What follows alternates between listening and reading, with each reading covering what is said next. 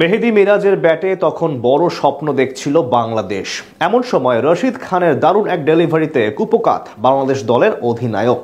এটা ছিল রশিদের 200তম ওয়ানডে উইকেট। দেখে মনে হতেই পারে মিরাজের আউটটি ছিল লেগ বিফোরের পরিষ্কার সিদ্ধান্ত। তবে বল ট্র্যাকিংয়ের দৃশ্য যে ছিল একেবারেই ভিন্ন।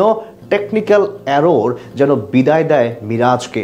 তাতে বিপদে পড়ে বাংলাদেশ। বাকিটা শুনবো রিপোর্টে।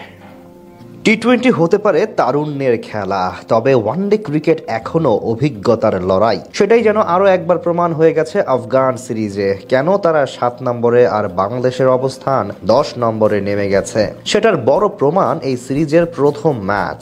2025 সালে এসে এখনো 50 ওভার খেলাও বাংলাদেশের জন্য বড় স্বপ্ন। দিন যাচ্ছে ঠিকই, অভিজ্ঞতাও বাড়ছে খেলোয়াড়দের, তবে সেসব আর পারছে না কাজে লাগাতে। দিনে দিনে সেটাই তো হচ্ছে বারবার। সিনিয়রদের বিদায়ের পর বাংলাদেশের জন্য বড় এক তারকাই হয়ে গেছেন মেহেদী হাসান মিরাজ। শুধু অধিনায়কত্বই নয়, এখন বড় দায়িত্ব তার কাঁধে। মিডল অর্ডারে মুশফিক রিয়াদের বিদায়ের পর তিনি হয়ে উঠেছেন কান্ডারি। 2024 সাল ব্যাট হাতে দারুণ কাটালেও 2025 সালে এসে খুঁজে বেড়াচ্ছেন নিজেকে। প্রথম 5টি বাজে ইনিংসের পর এদিন নিজেকে খুঁজে পান মিরাজ। ক্যাপ্টেন লিডিং ফ্রম ফ্রন্টের দারুণ এক উদাহরণ হয়ে দাঁড়ান তিনি। 53 রানে 3 উইকেট হারানোর পর আসেন ব্যাট করতে। সেখান থেকে যখন তিনি বিদায় নেন তখন দলের রান 175 রানে 5 উইকেট। এই সময় তার ব্যাটে আসে দলের পক্ষে সর্বোচ্চ 60 রান। বোঝাই যায় দলকে সামনে থেকে বেশ ভালো মতোই নেতৃত্ব দিচ্ছিলেন মেহেদী মিরাজ।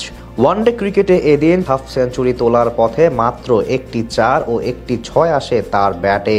বোঝাই যাচ্ছিল মাত্র 68 স্ট্রাইক রেটে ব্যাট করা মিরাজ চাপটা সামলেছিলেন বেশ ভালো করেই। তবে একটু বেশি যেন রক্ষণাত্মক হয়ে যান এই খেলোয়াড়। তবে মিরাজ যখন বড় সংগ্রহের স্বপ্ন দেখছিল তখন এসে বিপত্তি ঘটিয়ে দেন রশিদ খান। এদিন দুর্দান্ত বল করছিলেন তিনি। কেন এই ফরম্যাটে অসাধারণ এক বোলার রশিদ, সেটাই আরেকবার প্রমাণ করেন তিনি। ম্যাচে তখন চলছিল 39তম ওভারের 5ম বল। রশিদ খানের দারুণ এক ডেলিভারি রুখে দেওয়ার চেষ্টা করেন মেহেদী, যদিও সেটা করতে ব্যর্থ হন তিনি।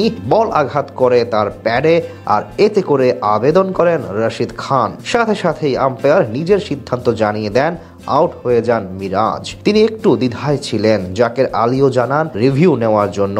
মিরাজ তখন রিভিউ নিলে সেখানে দেখা যায় বল আঘাত করেছে ঠিক জায়গায়। প্রথম দেখায় একবার মনে হতেই পারে সিদ্ধান্ত সঠিক, তবে এখানে একটা টেকনিক্যাল এরর ছিল, সেটা রিভিউতে শুরুতে বোঝা যায়নি। সেটা হচ্ছে বল ট্র্যাকিং এর সময় দেখা যায় বল একটু নিচের দিকে, অথচ অরিজিনাল বলটা যেখানে উঠে যাওয়ার কথা ছিল সেই পর্যন্ত ওঠেনি। সাধারণত ক্রিকবাজে তথ্য সরাসরি লিখে দেয়া থাকে, তবে এই আউট নিয়ে তারা লিখেছে একটু ভিন্ন ভাবেই। সেখানে লিখে দেয় বল ট্র্যাকারের মতে এটা লেগ স্ট্যাম্পে আঘাত করত।